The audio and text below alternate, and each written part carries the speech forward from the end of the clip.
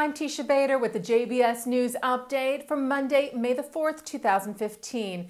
A terror attack was thwarted this morning in Jerusalem. Israeli security guards shot and injured a 35-year-old Palestinian man in the leg after he attempted to stab several people waiting at the Givat HaMiftar light rail station near the French Hill neighborhood. No one was injured in the attempted stabbing, and the attacker was taken to nearby Hadassah Hospital in serious condition.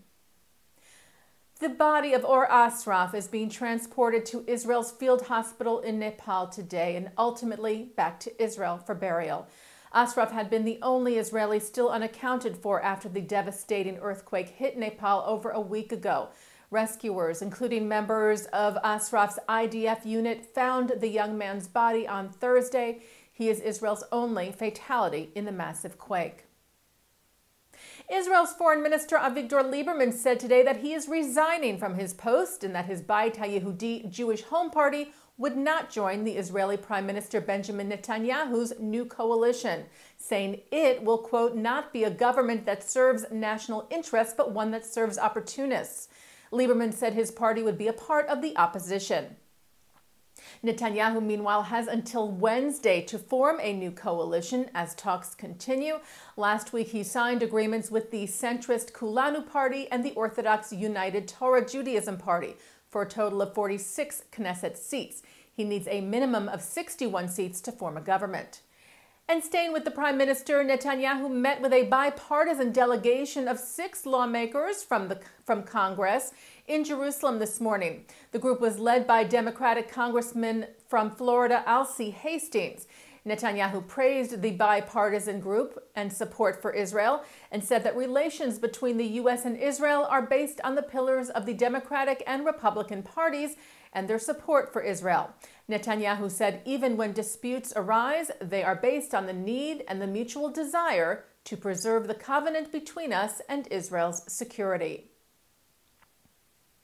The 70th anniversary of the liberation of Dachau was marked at a ceremony near Munich, Germany yesterday. The country's Chancellor, Angela Merkel, addressed the survivors and liberators of the concentration camp gathered there, telling them we will never forget. She said we are all forever called upon to never close our eyes and ears to those who today accost, threaten, and attack people when they identify themselves somehow as Jews or also when they side with the State of Israel. Dachau was the first concentration camp built by the Nazis, opened in Germany in 1933. It is estimated that over 40,000 people were killed there during the Holocaust. The camp was liberated by American soldiers on April the 29th of 1945.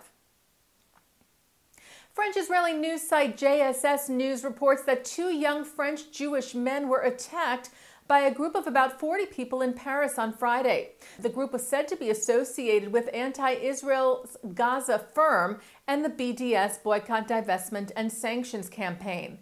The 2 victims, said to be in their 20s, were lightly injured in the incident and police were investigating. Jewish groups welcomed the announcement last week by Prime Minister of Belgium, Charles Michel, that funds would be provided to help secure Jewish institutions in the country and that Belgium would adopt a zero-tolerance policy on anti-Semitic incidents. Anti-Semitic acts in Belgium increased by 60% last year. The most violent among them was the terror attack on the Jewish Museum in Brussels that left 4 people, including an Israeli couple, dead just under a year ago on May the 24th. Anti-Defamation League National Director Abe Foxman said Belgian leaders have paid lip service to Jewish concerns in the country for too long, and that he was looking forward to the quick implementation of Michel's commitments. The American Jewish Committee welcomed Michel's promises as well, which come just ahead of the AJC's strategy conference on combating European anti-Semitism that begins in Brussels tomorrow, May the 5th. And staying with the AJC, the global advocacy organization has created and filled a new position aimed at addressing the rise in anti-Israel activities and anti-Semitism on American college campuses. Jacob Lefkowitz will now serve as the AJC's Assistant Director of Campus Affairs. AJC Assistant Executive Director and Director of Regional Offices Daniel Elbaum, who will supervise the effort, noted that the American College campus has become a frontline battleground for those who seek to denigrate Israel and to undermine the Middle East's only true democracy.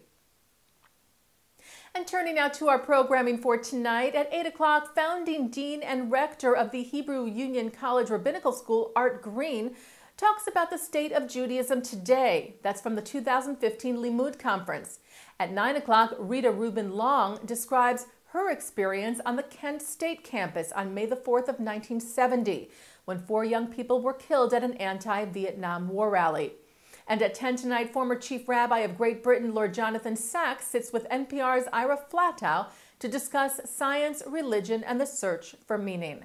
And coming up right after this newscast tonight, host of JBS's Thinking Out Loud, Micah Halpern, talks about his concerns with the administration's approach to preventing Iran from developing nuclear weapons. And that's the JBS News Update for Monday, May the 4th, 2015. I'm Teisha Bader.